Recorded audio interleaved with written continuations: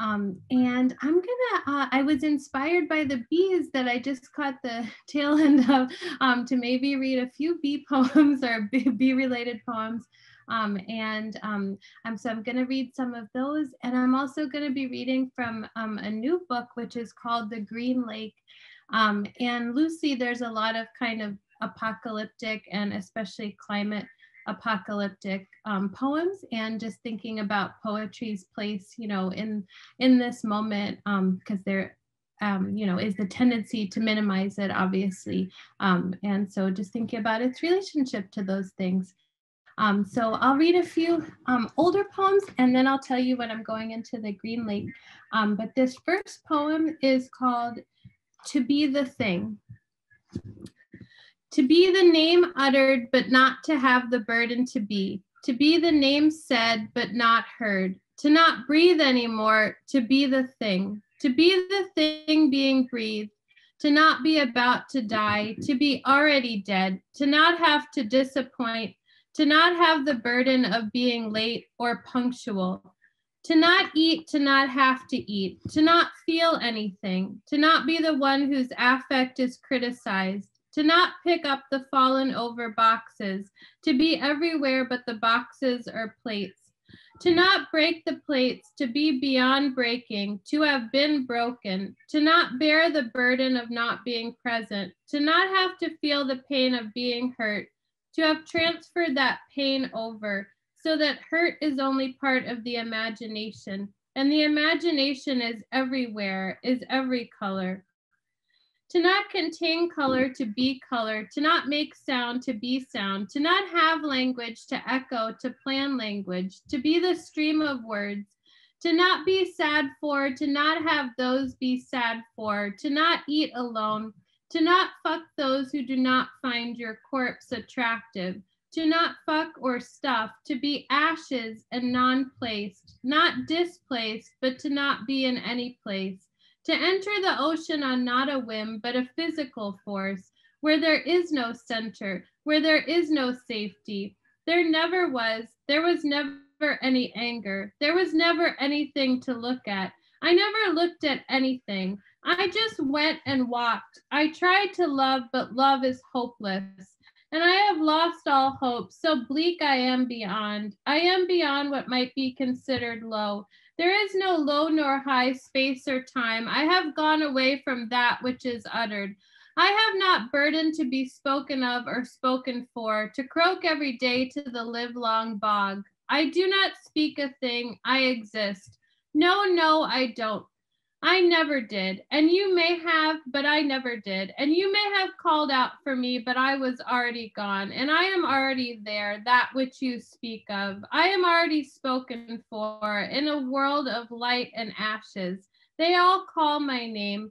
They have waited for me, and now I know I was always already there with them. And this next poem has some bees in it, so you'll see. But you are beautiful. You are beautiful, but you are also heartbreak, locked forever, frozen in time. A cry cannot get out, no matter how much I grease myself with honey. Pink palette of grapefruit, the book on the shoulder of the room, the rose gardens. But I do not want you to be so. I want to be spilling forth with the acid yellow honey of the bees.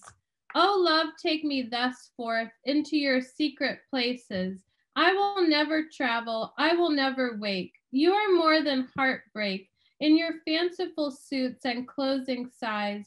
You are more than the shining blue room on the afternoon of the date, the cold bite. You are the hot breath too I take myself into, the hot red fruit I take myself into, the living, breathing thing I take in.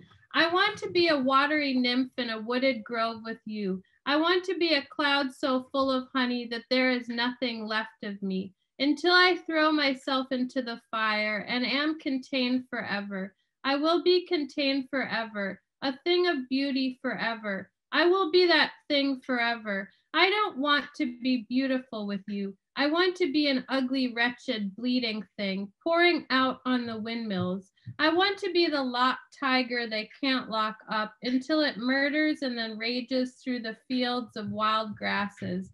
I want to be so wild they can't lock me up, put fences around me to pen me in. I will be so full of fire that they won't be able to extinguish me. Before the beauty comes, I want to be so full of fire that they can't tell me from you, my wretched angel. Sweet animal, they locked us in this life, but I think we still have time before we have to get out of it.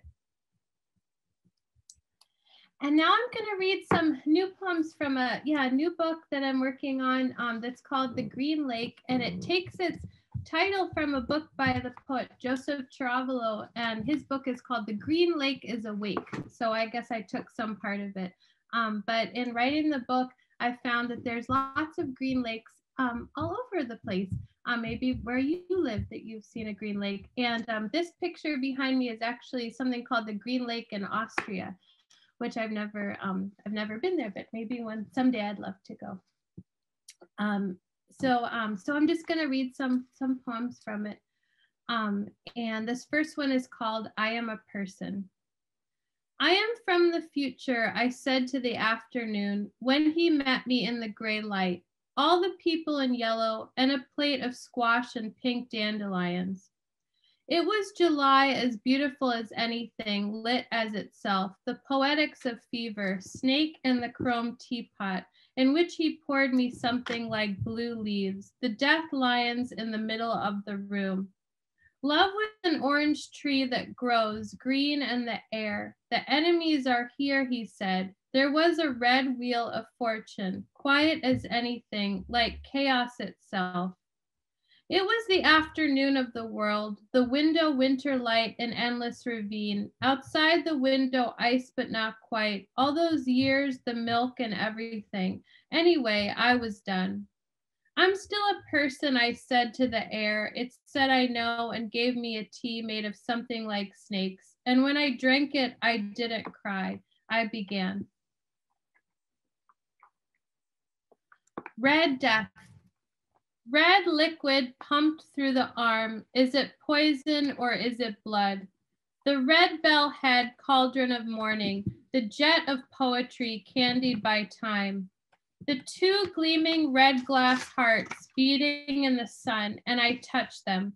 Smell the pinked hyacinth you left all around me, the very nature of things. The goddamn essence of things, red hell, rosa rubia, burgundy awakening, the sparkling red elixir I drink. My mind all of a sudden floating. Love and anger, the great illusions of our age. Don't hold back, you said, there is a spirit to things. Lioness framed in red, a bronze statue, my book, The Enemy. Hunger and greed, a witchcraft hung, channeled by confusion. Red blessings, reddening kisses, my ode to beginning. What would you say if you could stand in my living room still sleeping? Come back to me, sister. Come back, mother. Come back, I said sadly. The airplane, the baby, very small and waving.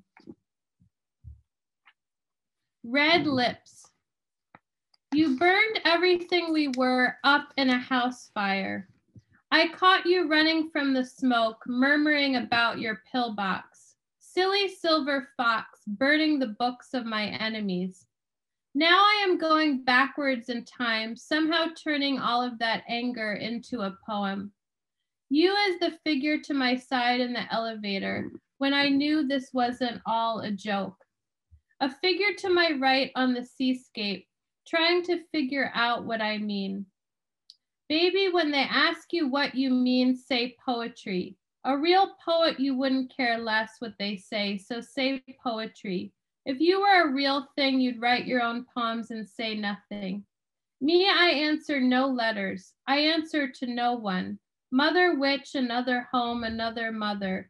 Red lips in the shade of number 1. Red coven filled with your blood. And when they ask you about you, I dare you, say me.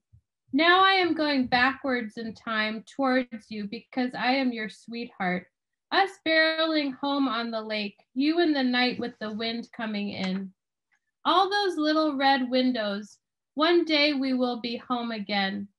When they ask you what you mean, say me, the biggest lie imaginable, because life is never over. When they ask you about you, mean it, say poetry. One day soon, I'll come home again. The hunters enter the scene. The day cast a spell whereby ascending so many stones, I could not leave the center garden where my children lay. Muttering about the hell mouth, where a muscular sense of heaven, the bright depressive colors kept me tacked to the wall. In the space of the poem, the dogs will eat the unicorns with their placid gore, calm and sure of themselves like time. Where the bishop with half his body missing holds his right hand, perhaps in something like a peace sign. I ask my lover where did the left go and tell him I love him. His own head is rounded with grotesque metals, his soul a colorless glass. He has conquered his religion with 3 inward fires, and when he sits in the room fits the figure of a king. He is a man of sorrows, made of ferns and tiny succulents, made of wood in the shape of fabric, made of marble in the shape of wood. In him I remember another taking me to the olive tree in the Western Arboretum, he and his mathematics, the refinement of stars. When I thought of the ancient story where the 2 lovers turned into stars, where I imagined a sort of magic of becoming an olive tree for all eternity. For my king, could I be more loving? I bring him my sour oranges, piling and heaping orange fruit all over my body, draping russet red cloth over my endless hair, anointing my body with figs, all just to make him love me. Burning what is between us into angry holes, his beard no longer red and gray, but Jove-like and neon green. My love, he sits in tiny furs holding 2 cream serpents. They form a crown around him, and I kneel forever and kiss his crown. What is life but an endless purple fire? I draw my sword up into the air. It's hard to admit cosmic love, if only he let himself be free. The ballet. The dancers in a terribly bright light blue gauze retain the mystery. Skating on a lake, blue and ice, an illusory time where poetry feels inevitable. The terrific clown who lies inside every blue dress, does he see me? Always a star, always a root, horrible auras at the door. But no matter where we start, it all ends in an ocean, hard and fast on the approaching blue dawn. Until then, a deep low whisper, what is language anyway? An ending that never happens. The weather. We never thought it was the weather that wasn't going to be okay, and instead worried about the bombs or our ice cream. We didn't think everything could melt like this, but it did, and so quickly. I didn't think the baby would leap out of the bed when I had done everything to keep him bundled, but it happened right before my eyes. They all said it's your fault, so I apologized as much as possible. No one knew now, but I'd been apologizing since I was born. There is a lot to be sorry for, like this poem. I tried to stop myself from writing it, but it's not poetry that's the problem. And when I saw that I'd always be alone, I asked the snow to keep on falling. But I am the kind of person who can't control everything. The earth landed on its head and scurried away from us, and everything fell into a kind of hell of bright colors.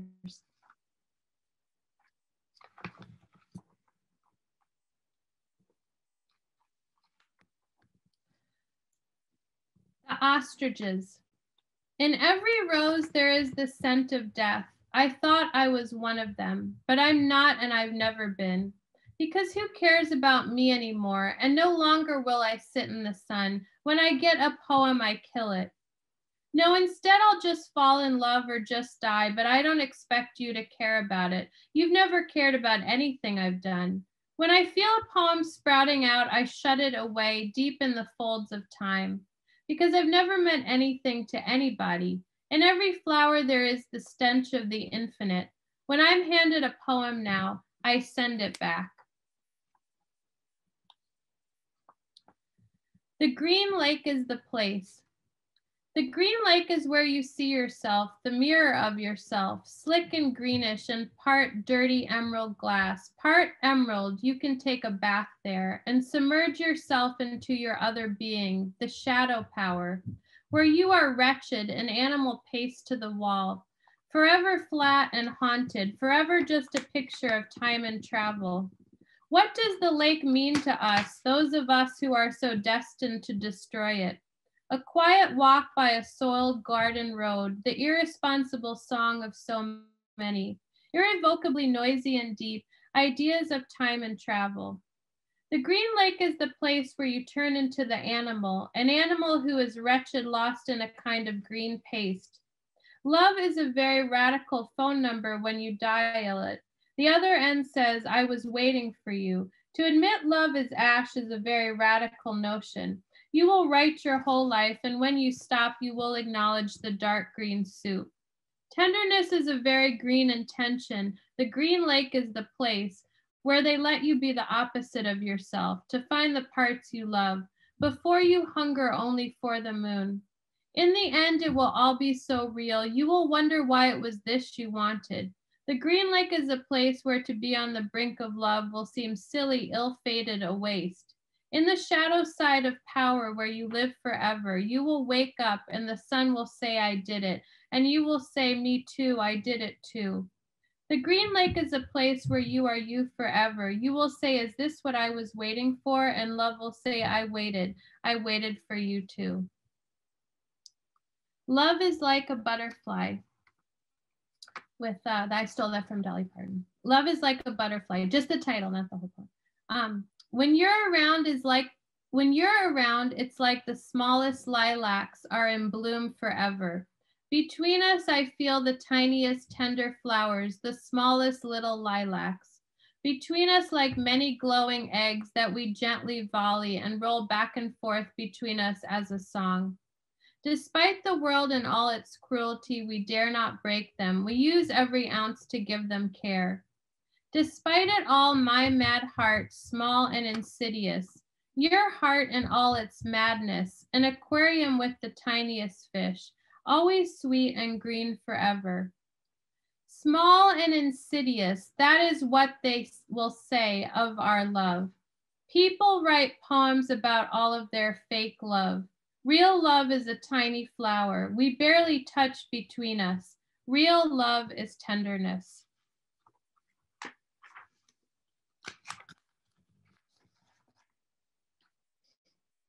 You meant more to me than any of them.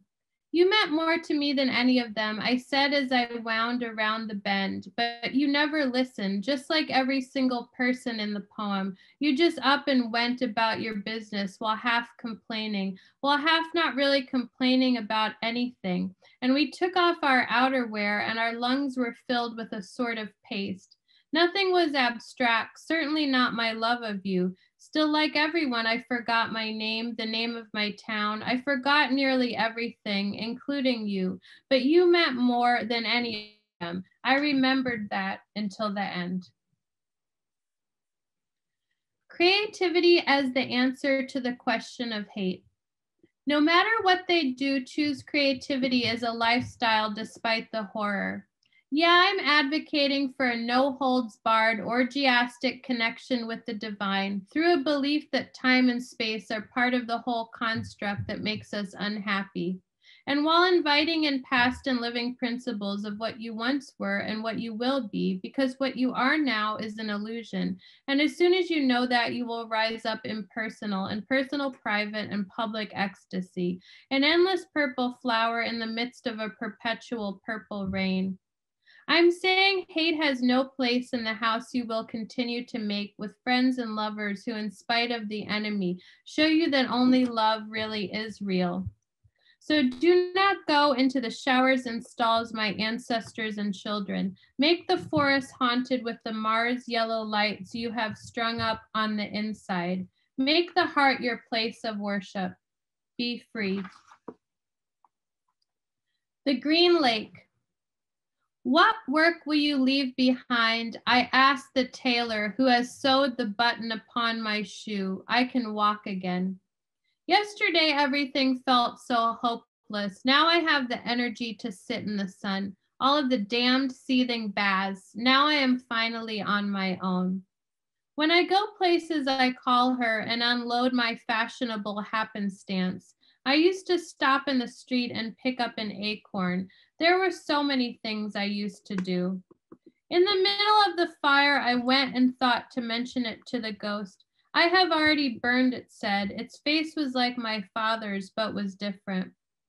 What work will you leave behind? I asked myself while in the rain. Oh, this and that, it answered me, and handed me the stars and then the moon. The endless garden. Everything will be a tree in the afterlife, and after we have ruined this one with an endless party of oil and money, the spirits will make us flowering acres to enjoy the limitless fruit. When you spot me there, you might take down a golden peach and say, "Eat, eat, my beloved." Oh, but you were never really my friend, and I'll snatch your fruit from you. Ever since the day that we first met, I have been the snake in the endless garden, waiting for your stupid kindness, your big dumb hand to sever. The golden hour. At the end of time, it was the golden hour, where in the golden light the supper was placed in a row, spiced hams, tiny cherries, the very large pineapple air. Language is a water, or is it a rose? I sat so quietly so that no one would notice me. I still remember the time when we were dancing. All of a sudden, the lights dimmed, an arch of arm and walking like we were at war, dim gray curtsies, and the icing of gray bones. No one could answer how horrible it was going to get, the clown in his red wetsuit hiding in the corner of the stage. Poverty rage, all in every movement, the fallacies of each age and every small and subtle jump. To lift one's arms as one lifts a line, and to cut off movement, as one cuts off the palm entirely, as one cuts off speech entirely, the world itself filling with smog, cleanly moving into balanced lines, reconvening in gray valances, edging out in smoky grace. All of the stresses of my lifetime written into as few words as possible. And when all of this is over, I will be so silent. No one will see me anymore or hear me either. I will be so quiet, I will fade and fold with the mistakes of my age. We stopped dancing so long ago, I can hardly remember. Subtle and smoking applause, the clapping of the eternal grave. It was all of this and more, the dancers exiting. I was certain then that you loved me. What did we used to believe in? All of a sudden the lights dimmed. What is this forever? We were in lines together with the lights off. And now I'm just going to read a few older poems that have, I guess, sort of environmental themes. Animal themes, but this first one is called "Do You Want to Dip the Rat?" Do you want to dip the rat completely in oil? Do you want to dip the rat before we eat it, eat it? Do you want to dip the rat completely in oil before we eat it? Tender, tender meat like pork shoulder, 100 traps set, 80 hanging in a row to be broiled. With you, I'd take it raw, tiny pink feet glistening with oil, legs and feet glistening with oil, matted fur and face weighted down with oil, everything in oil, but the teeth are shiny clean. No, what I really want to know before you open that mouth again, should we completely dip the rat in oil before we eat it, eat it? Should we completely dip the rat in oil before we eat it? One last bee poem, Become a Person. The bee died upon entering the water. What happened to his honey, no one knew. I left one fig and one kumquat in each dish for the host. There were the yellow trunks of trees, the memory of Spain. There was the memory of being, the memory of love. Let the water take you in, so your neck is just a stalk, the head blooms. Let everything go away. You are a person. Be a person. Become a person again. The happiest he ever made me, the table in white, whereupon we list the white seashore, the white sea, the white seahorses. They said I loved him better than anyone, the white seashore. No, I never knew him. The bees, they know everything. Be a person again. That's it. Thank you so much for listening. Thank you.